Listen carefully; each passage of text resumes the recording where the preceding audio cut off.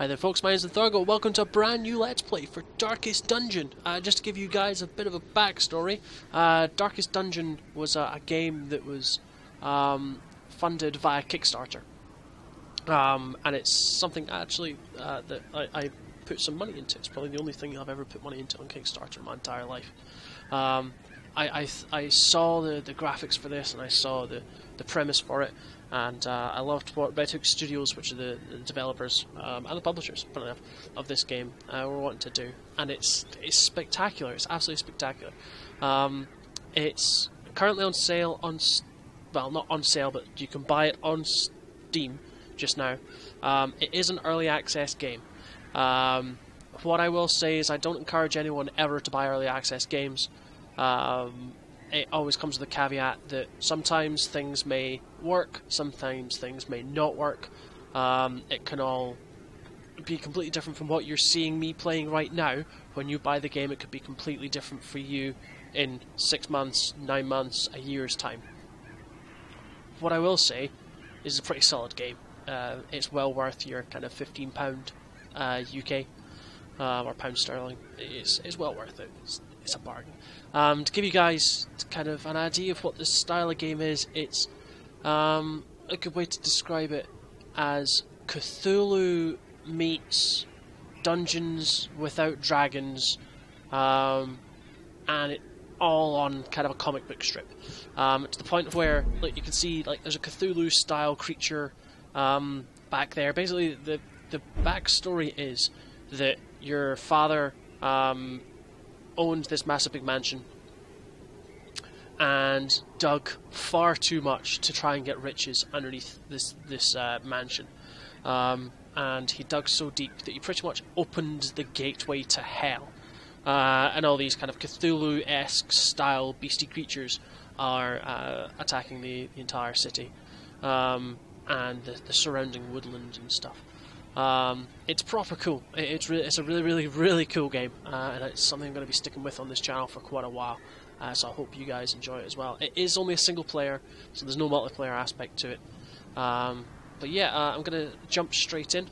I've played, I'll be honest with you, I've not played that much, like maybe about 2 hours of this game in my time, but it's awesome. And I didn't want to spoil too much of the storyline or too much of the thing without recording it. So I'm going to call this city Darkest. Well, I'm from Edinburgh, so Edinburgh. It's alright. Edinburgh.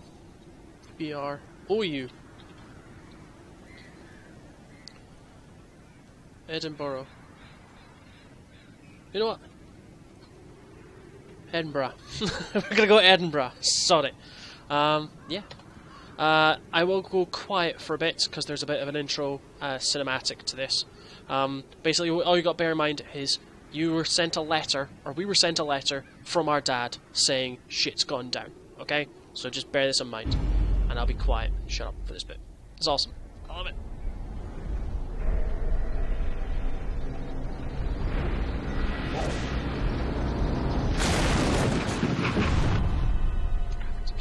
You will arrive along the old road. It winds with a troubling, serpent-like suggestion through the corrupted countryside, leading only, I fear, to ever more tenebrous places.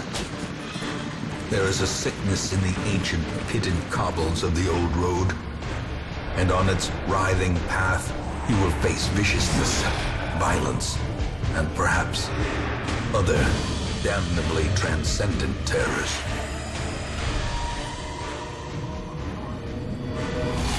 So steel yourself, and remember there can be no bravery without madness. The old road will take you to hell, but in that gaping abyss, we will find our redemption. Dum dum dum. So cool. The voice acting for this is amazing. So this is your village. This is what the village looks like. It's all very nice and macabre. Macabre's the right word for this. This whole game, macabre. It's awesome. So this first episode is going to be the tutorial, so the tutorial mission, which lasts about 5-10 minutes, and just me explaining what this game's about. What I'll end up doing is, straight after this video is released, I will then put the second video up, which will be an actual, an actual episode. So map navigation, so you have a map here, which is cool. It's right click, move it around. This torchlight, is the light's your friend. So you need to keep the light up to make sure monsters do less damage to you. The flip side of that is, the brighter the light is, the less good your rewards are. So you get gold and you get loot because you're raiding dungeons. If you're on full light, then the quality and quantity of that loot is somewhat diminished. Whereas if you have 0 light on this counter, then the quality and quantity of the loot is extremely exaggerated. You will walk out with your pockets dripping with gold, and all the best gear known to mankind, which is pretty fucking awesome. Characters here, you have a Crusader and you have your Highwayman. Everyone starts the game with both the Crusader and the Highwayman. It's just part of the storyline. To go to a bit of background, you have things called quirks. Quirks are kind of bonuses to your character. So if the light is above 75, I do plus 10% damage. So currently I will do plus 75% damage. Now those are good ones. Red ones are bad ones. So I'm prone to stealing things, and I'm God-fearing. When I'm in town, I will only pray for stress relief. I will explain about stress later on. You have a preferred position, so there are 4 positions within your team. So first, second, there'd be a third one here and a fourth one here. So he prefers to be in the front 2 ranks, and those are his skills. So he has Smite, which is melee attack, Zealous Acquisition, which is ranged attack. The little joined dotted line just underneath, I can't really highlight. The joined dots is what I should say. Means that he will attack both of those at the same time. The coloured in dots are where you are in your kind of fighting line compared to the enemy's fighting line. So for Smite, if I'm in the first or second point, I can attack people in the first and second. If I'm in third or fourth, I cannot attack anyone in the third and fourth, or the first or second.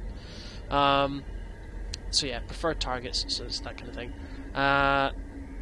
The camping skills, I'll explain that later down the road, you can worry about that. And you get gear. Obviously it's like a dungeon crawl style game, so of course you're going to get gear to improve your character. So he does lots of damage when in the light, and the Highwayman, he's got plus 15% stun resist and 2 SPD, which is speed.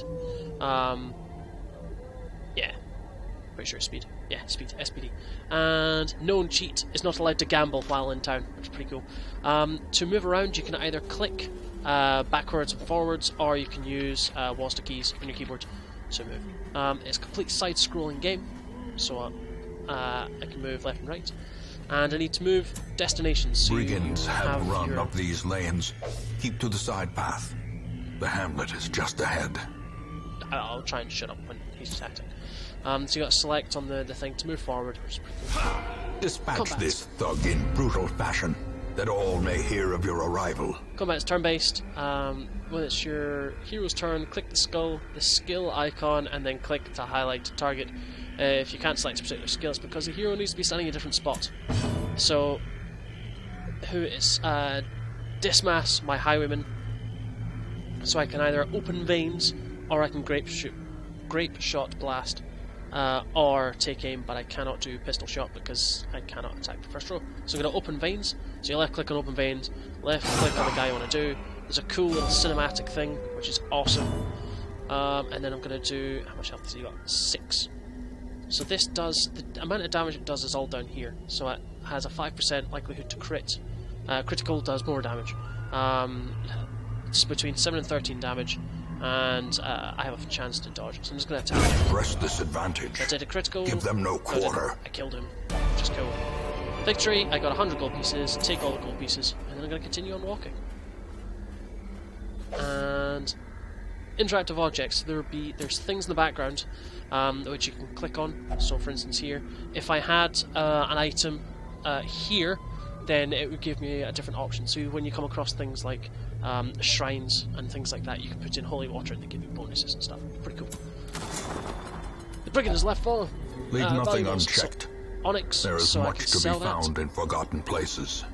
So I can sell that when I get to the town, and gold, as it says, gold greases palms, builds empires, and instigates murder. And onyx, black like endless night. So I'll take all that crap, so I can sell it later on. I'm going to go through the gate. So that's the kind of end of your dungeon. An ambush. The room is when you Send walk through these the gate. vermin a message. So I've been The ambushed. rightful owner has returned, and their kind is no longer welcome. So normal enemies take up 1 slot like I do. These big fat bastards take up 2 slots. So it's, instead of it being 1, 2, 3, it goes 1, 2, 3, 4.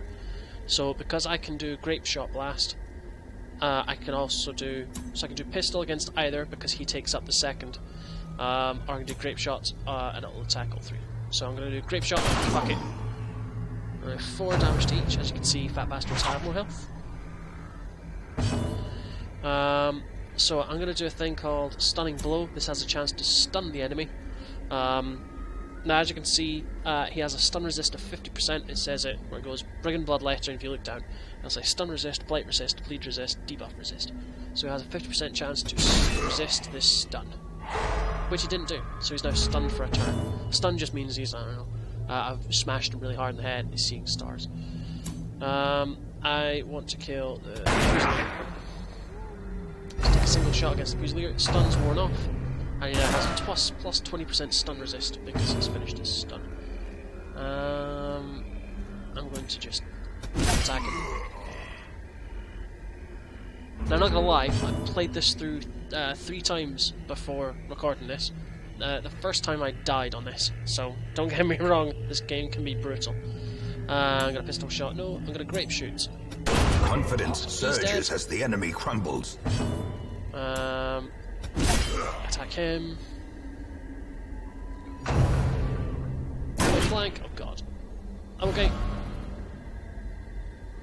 What terrible strength. So I'm gonna open vein. So he does open vein does a bleed damage, which does damage over time. So per turn, the greater the glory. he will take damage. Eldritch Killing Incense, occultist only. So I do extra damage from this thing, which is proper cool. Now see these little dots underneath? Those are stress. Stress is whenever you take a great amount of damage, or you're wandering around in a dungeon that's too high skilled for you, or it gets really dark. You take stress, and then when your stress meter fills up, your character can lose all kind of faculties. So, for instance, this paladin here. This crusader here. If he failed his stress test, then he could go into a blood frenzy and just constantly attack the person in the front row of the opponents. Now you're thinking, oh, that's quite good. The downside to that is that he would refuse to take any heals from anyone, so he's just going to stand there and get killed. And then once he's dead, that's it, dead, gone, lost from your party. Which is pretty cool. It's a very, very, very cool game. You can also change the arrangement of your party as and when. It's trapped! Ah, damn it. Oh well. So yeah. And then you click the little seals, and that's the end of the old road.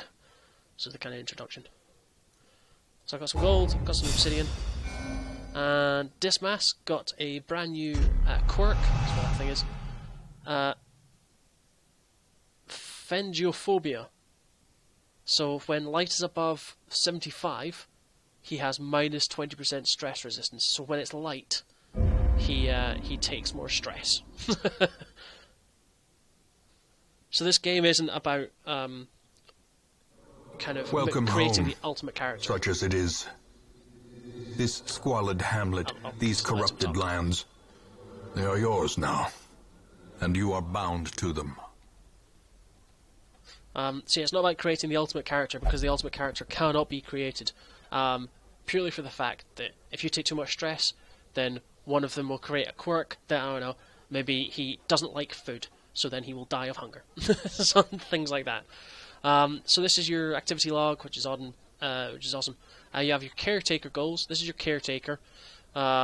He's been looking after the town after your father disappeared, passed away, whatever happened to him, till you turned up. He's a broken man, as you can see. He's fucked.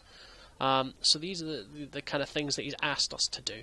So defeat the hag, defeat the necromancer, defeat the swine god, and then you have things like roster goals. So increasing one of each of the different type of characters to level 6, and all this kind of stuff. It's proper cool. Get help where you may. So you hit the H button and it gives you help. So yeah, this is the town. Not everything's unlocked immediately. It takes time to unlock, and time to get, which is pretty cool. So I'm going to go to the stagecoach. Stagecoach is where women and men, soldiers like and outlaws, fools and corpses, all will find their way to us now that the road is clear. So basically, because we just cleared the roadway, it means that new heroes can now come down. So, as a caretaker, going hello, master. So yeah, these are the two characters. So what happens is this fills up over time with different kind of heroes. So here we have the Seeker Plague Doctor. He has hatred of unholy, so he hates unholy people, and he's a night owl. So when the light's below 25 light, then he goes faster, and he has a guilty conscience, bears the crushing guilt of deeds real and imagined. So I don't actually know what that does, because it doesn't say straight away. And these are the skills. So he has Noxious Blast, which is ranged, so he's better in the back row. Plague Grenade, again better from the back row. Incision, so it does bleed damage, need better kind of from the second from back. And Emboldening Vapors, which gives plus 50% damage to your party. So yeah, I'm going to drag him into there. What better laboratory than the blood-soaked battlefield? So she has nymphomania, which means she likes going to the brothel. Pretty much. If you send her into the brothel, she gets extra stress heal, a natural swing, and fear of mankind. She hates humans. She's rubbish against humans, and she prefers to be in the front 2 rows. With what she does. So yep, we'll take her as well. A sister of battle, pious and unrelenting. You can upgrade each one of these things, which give you better results and give you better things over time. So you can upgrade the tavern to give you a better access to the brothel and things like that. First thing I usually do is upgrade the hero barracks. Great heroes can be found even here, so that I can now take more in my roster, and more will appear each turn. Most will end up here, covered in the poisoned earth, awaiting merciful oblivion. This is the graveyard. This is the list of all the characters that die at your hand. The other thing I'll say about stress, even though stress levels up, it doesn't level up, it goes up to a maximum of 100, you can do things called stress relief, and this is how to get rid of it. It's basically getting rid of stress. But there's only certain ways that it can be done. So say, Port, she has a bonus to brothel. So you want to send her to the brothel to then kind of get rid of stress. In doing that, it costs you gold. So you've got to have a fine balance between managing your stress levels and running out of money. If you're out of money, then your next embark into a dungeon is going to be hellish, which is not what you want. And talking about embarkations into the next dungeon, we're going to be doing that in the very next episode. So thank you very much for watching. I do hope that you enjoy this upcoming Let's Play. If you have any comments, please leave them below. If you have any likes, then please do like, as it is the first episode. It will boost up the ratings of all the other videos so more people can find it. And join my community, our community, the community as a whole, and it'll be absolutely amazing. And don't forget to subscribe if you want to keep up to date with the other videos that are going on my channel. Until next time, folks, I shall see you later. Take it easy.